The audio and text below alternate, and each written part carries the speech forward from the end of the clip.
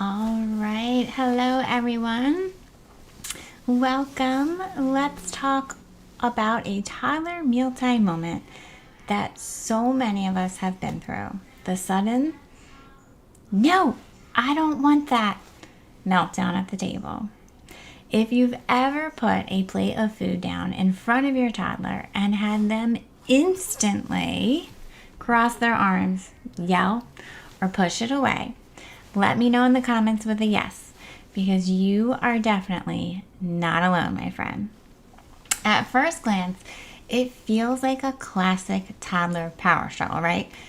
But sometimes, and this is a huge shift for some of us, it's actually something a lot deeper. And that's what we're talking about tonight. So welcome to Toddler Tip Tuesday Live. I'm Jess. And today we're talking all about how to tell the difference between a true power struggle and a hidden plea for help at mealtimes. And why this tiny little shift in your thinking changes everything. So you might be wondering, why does it even matter? Power struggle versus plea for help. Who cares, right? Well, when we mistake a plea for help as just bad behavior or defiance, we usually respond with more control. Threats, bribes, ultimatums, things like that. But if we can pause and recognize that it might be a cry for help instead, we shift from battling our toddlers to helping them. And it's not about winning mealtimes in that sense. It's about understanding what's really going on beneath the behavior. And when we lead with connection instead of control, that's when mealtime and cooperation in general starts to feel easier for us and easier for our toddlers. So I want to start out by giving you some real examples, how to spot the difference. So here's some examples for power struggles. Your toddler refuses to sit just because you told them to. They're asserting their independence. If your toddler demands a cookie mid-dinner to test your boundaries. Or maybe your toddler mischievously pushes the plate and then watches your reaction. Our daughter, my toddler, is great at doing this. She'll watch to see if you're watching her. In those moments, you need calm boundaries and choices to restore the structure without turning it into a battle. Now, here's some examples of what a plea for help might look like. So your toddler's crying because the food looks wrong to them. It's a type of sensory overload for them. If your toddler gags after trying a new food, it's more likely them trying to tell you they're having a sensory sensitivity issue. It's not defiance. If your toddler melts down after an overstimulating day, like you can see they're overtired, they're overwhelmed, that is a huge clue that it's a plea for help. And in those type of moments, you need to lead with connection first, because that's what's going to open the door to support and cooperation. So you may be wondering, okay, great, Jess, whatever. How do I tell the difference? Okay, so here's what you're going to do. These are quick ways to tell the difference between the two. Ask yourself during a mealtime, is my toddler smiling or smirking? If you see that little smile on the corner of their mouth or smirk, it's likely a power move. And then you're going to ask yourself, is my toddler crying, trembling, or panicking? And you will be able to see the difference between like a panicked cry and a tantrum cry. If you're seeing that crying, that trembling, that panic, almost like in their voice, the tears are a little bit different, it's likely a plea for help. They're struggling. And then I want you to think, did today involve big transitions, changes, lots of stimulations going on in their environment, whatever it may be? Then it's likely something that is dysregulated underneath the behavior. So something doesn't feel good in their nervous system, in their whole sensory input and output in their body is dysregulated. And then I want you to kind of think to yourself, am I feeling triggered? Like I meaning like you as the adult. Am I feeling triggered to win, for lack of a better word, right now? And if you feel like you're triggered and you're trying to win a battle with them, then you might be stuck in a power struggle dance too. And it happens. I've been there. And it's not a pleasant feeling. So those are some of the quick ways and things to ask yourself, right? What I want you to give yourself, though, is some quick reminders. Is that all toddler behavior is communication. So if pausing helps you for a minute, you're going to pause and try to figure out what they're trying to tell you. And then what I want you to do next is what I like to call the calm way. And so when you're unsure if it's a power struggle or a cry for help, here's what you're going to do. So I think of like calm. So connect first. So validate their feelings. You're upset. I'm right here. It's okay. And then I want you to think of awareness. So be aware of their needs or their feelings. Like check for hunger. Are they tired? Or have they been overstimulated? Are there sensory issues going on? And then the L is for language.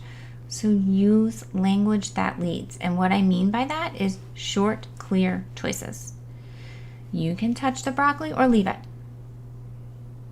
Your choice. And put the choice back on them. Do not engage in that power struggle.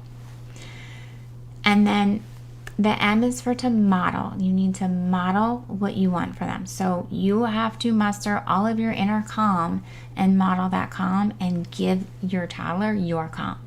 So stay calm yourself. Show them how to stay regulated by you yourself staying regulated. It is hard. I have been there in those moments, and sometimes it is so hard. But when you do, you will find that they settle much quicker and easier. And this approach, that I call the calm approach, moves you from battling behavior to teaching them how to get through it. Almost cooperation, for lack of a better word, but how to go through the moment with less stress for both of you. And that's all there is to it. So your quick start plan, what I want you to try to do is to start watching your toddler at mealtime and asking yourself, so is this a battle, a power struggle, or a cry for help? Before reacting, I want you to think of that. Pause and think. And then I want you to start leading with those connection moments first. Even when defiance shows up, still try to lead with connection. And it can be as simple as just making eye contact with them and making sure you're on their level and not like down at them. That's like intimidating. But some type of connection. And then practice giving those short, calm choices whenever you sense the power struggle brewing. Because they're often out of the blue, it seems like, right? And then moving forward, you're going to build on that and keep looking underneath the behavior.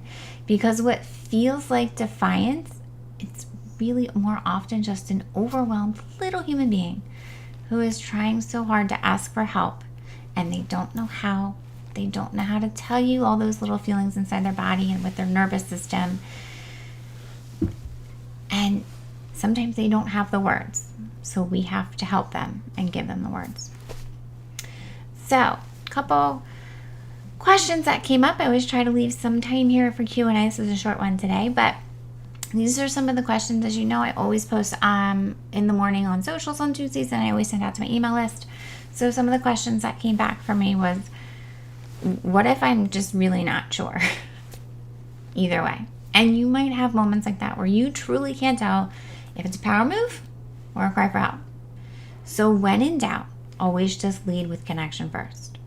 You can layer in all those other things in the structure after, but you need to first connect with them and make your toddler feel seen and heard. Another question I got was about gagging at the table. So this happens a lot.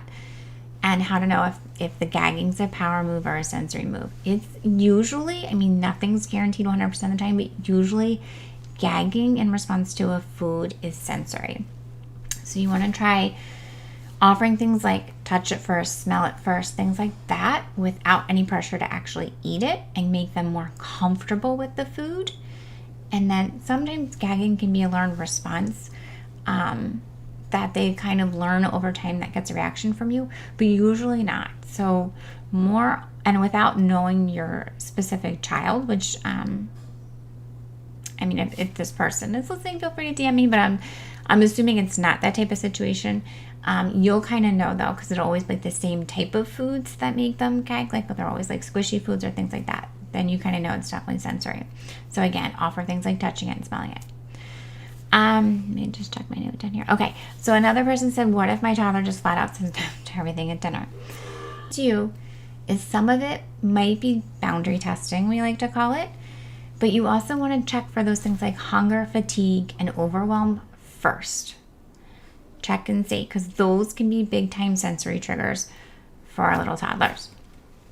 And another question I had gotten was about how do you yourself as the adult stay calm when you feel like they're being defiant, and it's so hard. My daughter was very verbal at a young age, and so I feel like we've definitely gone 10 rounds in this house for sure.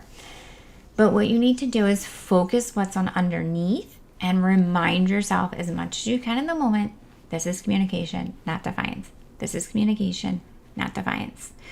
Kids are not born bad, defiant creatures, right? That's not how they're born. That's not how they're wired. They're communicating in the only way they can, and that their little bodies know how. And to us as adults, it looks like defiance, but they're 1.5, 2, 3 years old. They're not intentionally being defiant and difficult. So you got to keep that in your mind. And another question was about setting limits. So can I still, I'm trying to remember the exact wording. Let me just look down. Okay. So even if you determine this is like a plea for help, they're crying for help, right? How do you set limits?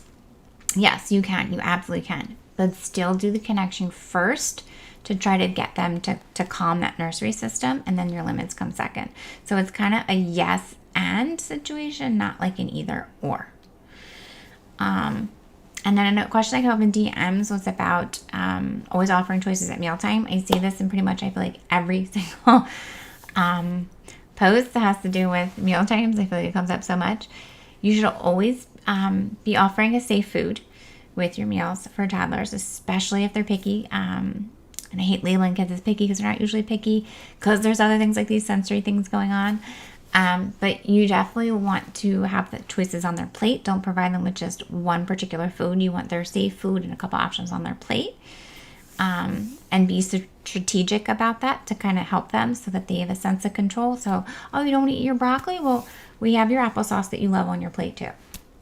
Kind of do those. So you're not making a whole nother meal, whether it's sensory or not, but you're making sure you have something they're comfortable with, their safe food, we call it, on their plate. And you can always try to add choices to a food for them. Like if you're trying to get them to eat broccoli, would you like your broccoli plain, or do you want a little bit of cheese sprinkled on top? Something like that.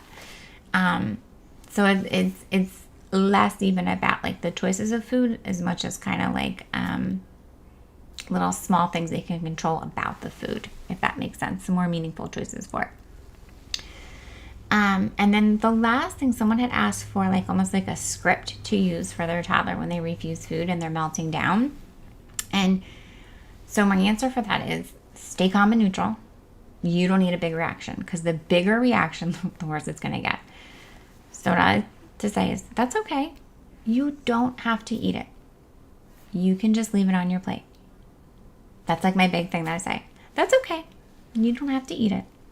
You can just leave it on your plate. It kind of takes the pressure off, which actually makes it more likely that they'll come back and explore it maybe a little bit later, or if you offer it again a different time, they'll explore it then on their own terms. My tip for you here is less pressure usually equals more curiosity later. They're more likely to come back to it at a later introduction. Okay, so that's like my best tip for that situation. And then I think that's it. Let me just make sure I don't see any other comments. All right, we are right on time today. All right, so if meal times have felt like a battle lately, try looking underneath the behavior this week, and you might be surprised at what you find. And remember, your toddler isn't trying to make your life harder. They're trying to tell you something the only way they know how. Okay, and if you want to know more about this, we actually at Raise My Teenage Toddler have a masterclass that is going to be coming out. You can register for it starting tonight even, but it opens publicly for registration tomorrow. The masterclasses will be next week. They are free. and you will find more information on my social about that. But if you want to read more details, you can go to www.raisingmyteenagetoddler.com/mealtime meltdowns, and you will find more information about that class and specifically about some of these mealtime triggers. So if you try any of these tips that we've talked about tonight, tag me at Raise My Teenage Toddler on socials and let me know if you spot a moment where you realize it wasn't defiance like you thought and maybe it was a cry for help. But thanks so much for being here for another Toddler Tip Tuesday live. And I will see you next week, same time, same place. And until then, keep leading as much as you can with connection and calm. Bye for now. Have a great week.